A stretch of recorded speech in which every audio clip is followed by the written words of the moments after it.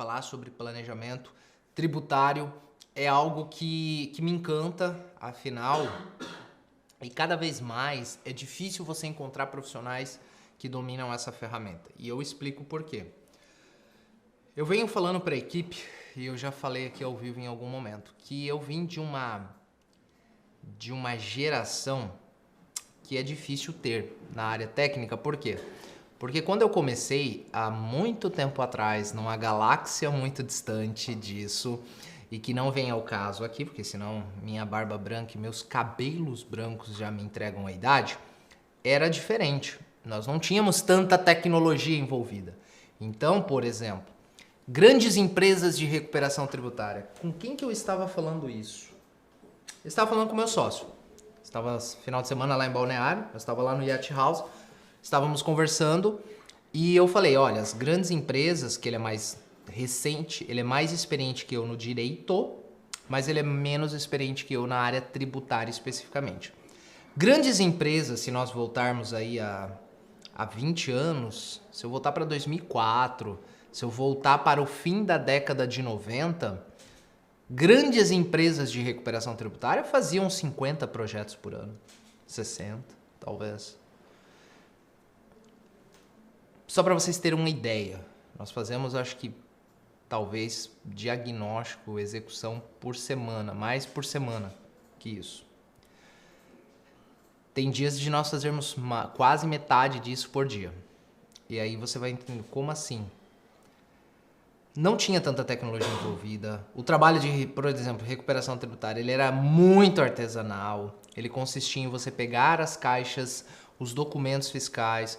As empresas de recuperação tributária, grande parte, trabalhava em loco no cliente, porque você não podia levar as caixas de documento da empresa lá para a tua sede. Afinal, eram poucas empresas no Brasil que faziam. Então, era diferente. Você não conseguia dar volume num negócio desse porque era muito artesanal e precisava de muitas pessoas.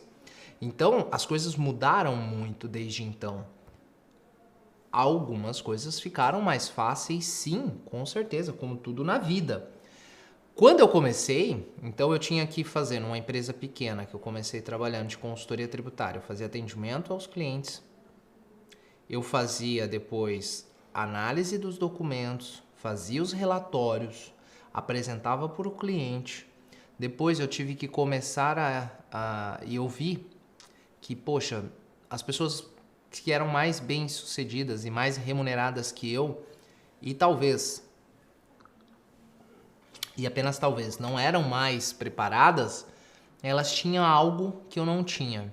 Então, ao invés de reclamar, poxa, esse cara ganha muito mais dinheiro que eu fui entender o que esse cara tinha que eu não tinha. E era habilidade comercial. Então, eu comecei a me dedicar, comecei a fechar contrato, comecei a prospectar cliente. Então, depois eu me tornei sócio. Então, eu tinha o papel de sócio, depois diretor.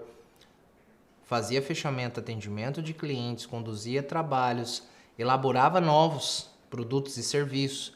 E eu comecei a ter várias atribuições. E aí, por isso que eu digo que eu vim de uma geração que talvez não tenha tantos mais. Porque essa geração aprendeu muita coisa, desenvolveu muitas habilidades, mas não ganhou dinheiro. Eu não fiquei rico.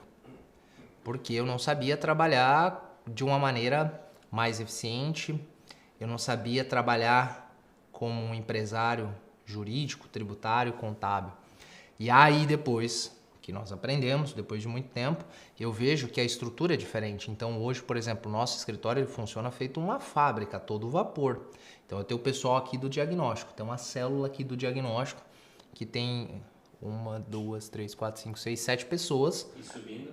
E subindo, todo dia passa 3, 4 pessoas aí pra... Pô, eu fiquei uma semana fora, cara. Quando eu voltei, era tanta gente aqui, cara. Eu pensei, pô, o que é isso? O que tá acontecendo? Visitas aqui na empresa? O Thiago ficou uma semana fora, chega...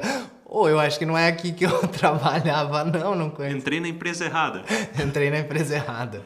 Teve um dia que passou, que eu contei 9 pessoas aqui na minha sala. Então, e crescendo.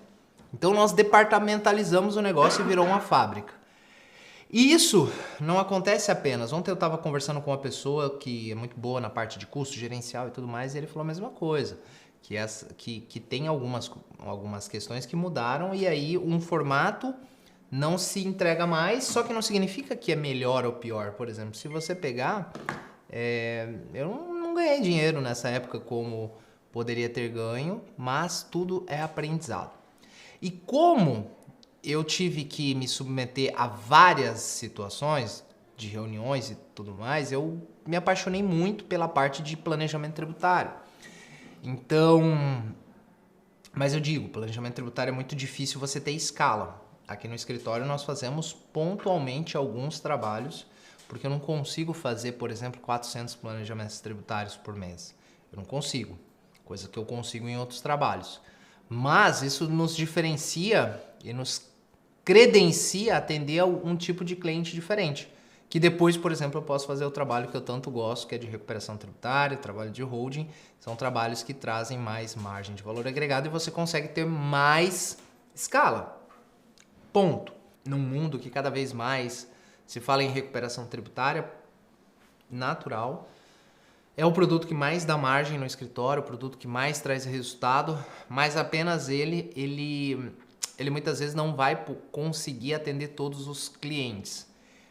Por que quando eu foquei na minha carreira fui trabalhar com recuperação, planejamento e holding? Porque é muito pouco provável que você vai prospectar um cliente e ele não vai ter necessidade de pelo menos um ou mais desses 3 trabalhos.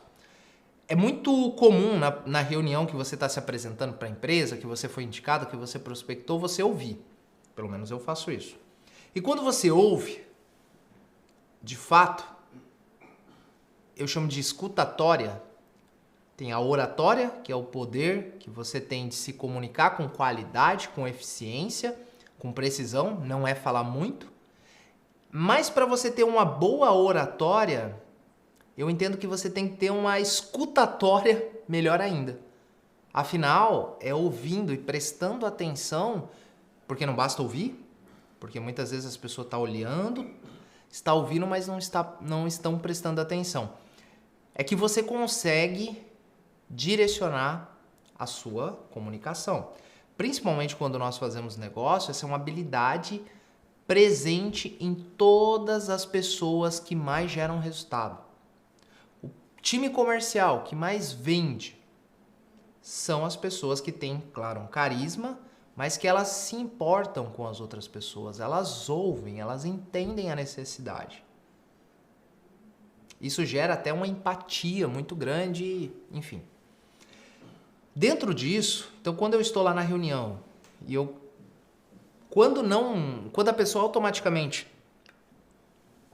não começa a falar sobre a história da empresa, a história dela, eu provoco, e aí, como eu sou?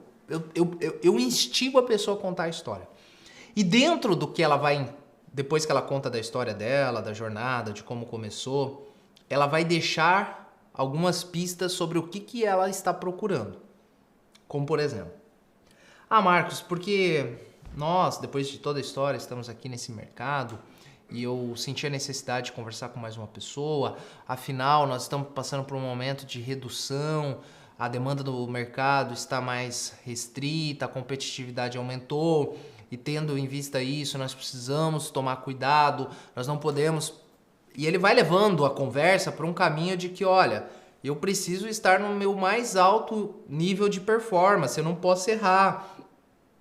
Eu não posso deixar de utilizar os benefícios que a lei propicia, porque o meu concorrente é muito provável que esteja fazendo.